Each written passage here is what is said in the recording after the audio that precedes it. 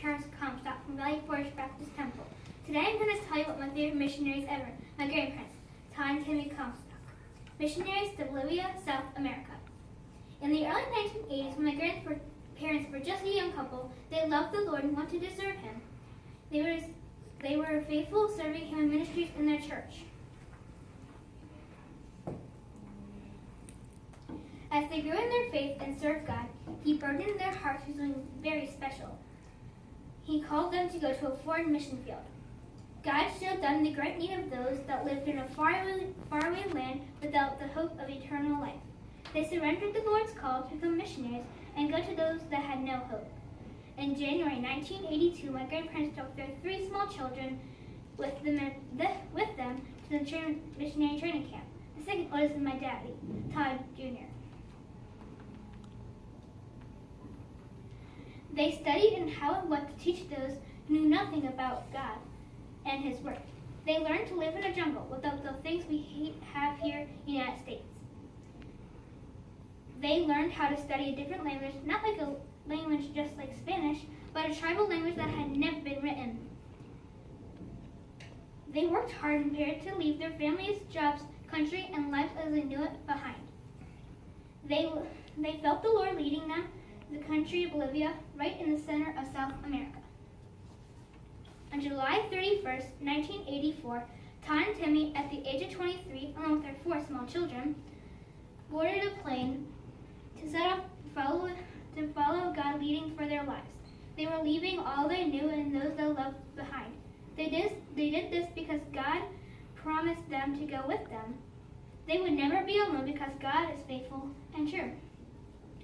After getting used to a difference in the foreign country and learning how to speak Spanish, they moved into a village called Portuchelo.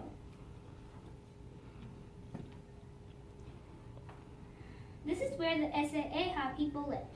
This is a remote village on the Amazon River.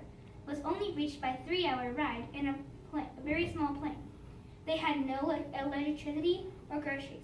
Any stores they needed had to be delivered by plane or on a plane 6 to 8 weeks, or only brought up by river 12 hours by boat.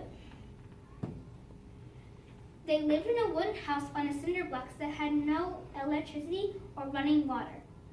Not having the comforts of home was not the only hardships they had to face. Over the years, they had to face many illnesses and send their children off to boarding school 500 miles away.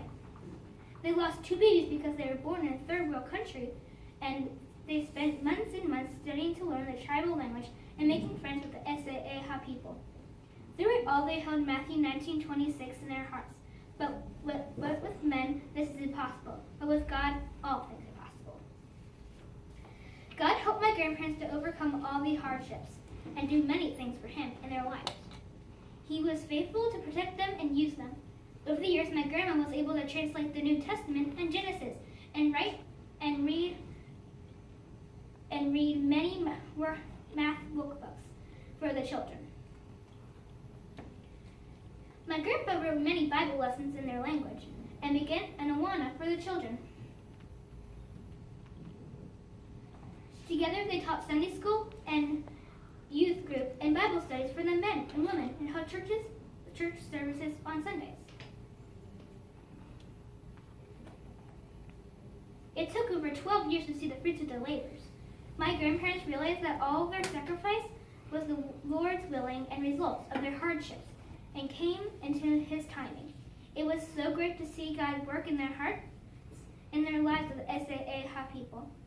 Not only were they able to see many souls saved, but they saw families start serving the Lord and parents teaching the children God's Word instead of teaching the old tribal beliefs of the pagan rituals.